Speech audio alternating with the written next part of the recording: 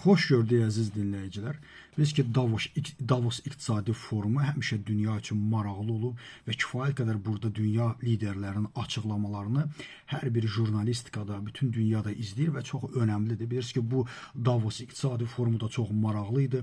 Çünki bura Trump gələcəkdir və Trump Qrenlandiyaya iddia qaldırdığı bir şəraitdə Davosa gəlməsi kifayət qədər gözlənilən bir hadisə və kifayət qədər maraqla gözlənilirdi ki, indiki nə açıqlamalar verəcək.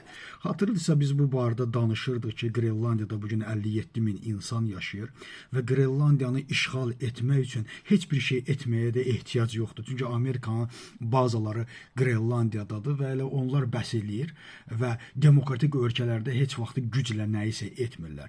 Bura Venezuela deyil, bura İran deyil ki, minlərlə insan ölsün, yüzlərlə insan ölsün və millətlərə əziyyət versin. Demokratiyalarda həmişə bu baskılar başqa bir formada olur. Və yaxud da bilirsiniz, kifayət qədər bizim ASTV-lərdə də, başqa bu avtoritar ölkələrdə də, hər hansı bir yerlərdə də belə bir reklamlar edirdilər ki, bəs bura bir dənə əskər göndərib, Almaniya 3 dənə nə bilim Fransa göndərib. Mən bunları deyirdim ki, bunlar hamısı simvolikadır. Simvolika ondan ibarətdir ki, Avropa bildirir ki, biz buradayıq, bunun etməklə.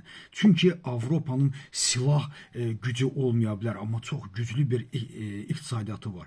Siz təsəvvür edin, bütün bunlardan sonra Trump 25% bu 8 ölkəyə rüsum tətbiq eləyir. Amma Avropaya gəldikdən sonra, məsələn, Rutte ilə görüşdən sonra bildirir ki, bu məsələ bitdi. Hələ ki, Qrenlandiya çıxdı siyahıdan və Avropa bildirmişdi ki, bilirsiniz, 700 milyarda yaxın Avropanın Amerika iqtisadiyyatına qoyacağı bir para vardı, bir pul vardı. Bunun dondurulması məsələsi ortaya çıxan kimi Trump bildirdi ki, Qrenlandiya məsələsi bitdi, daha Qrenlandiyanı istəmirik. Hələ ki, amma çünki Trump zigzaqlı bir siyasətçidir, hər an dəyişə bilər bu məsələ. Bildirdi, biz bunu istəmirik, çünki məhz Avropanın Amerika iqtisadiyyatına 700 milyarda yaxın pul məsələsi Amerikada kifayət qədər fond birjalarına ciddi təsir elədi. Amerika prezidenti o saat bu məsələdən geriyə çəkildi. Bir. İkinci, 25% rüsum tətbiqini aradan qaldırdı, bunu daha etməyəcək. Bu məsələ müəyyən mənada bitmiş oldu. Yəni dostlar, mən yenə də bu barədə danışmaq istəyirəm ki, demokratiya bax bundan ibarətdir. Demokratiyada heç vaxtı tədbirlər bitmir və demokratiyada heç vaxt kimsə kimisə vurub öldürməyə cəhd etmir. Bu günlər Qrenlandiyaya girmək çox asandır da, amma bunu edə bilmədi. Çünki böyük bir siyasi baskı var. Çünki artıq orada Avropada müəyyən mənada səsini çıxartmaq istəyir. Avropada mən də varam demək istəyir. Bu mən də varam məsələsində, həm də digər məsələdə biz burada NATO baş katibinin də kifayət qədər ciddi çıxışlarını görürük. Avropanın da müəyyən mənada özünə gəldiyini görürük. İkinci isə demokratiya danışmışkən, məsələn, Gavin Newsom var Amerikada. Siz təsəvvür edin, Amerika prezidenti gəlib Davosa, amma Gavin Newsom isə Kaliforniyanın qubernatoru və demokratlardan olan böyük bir şəxsiyyət, o da Davosa gəlir.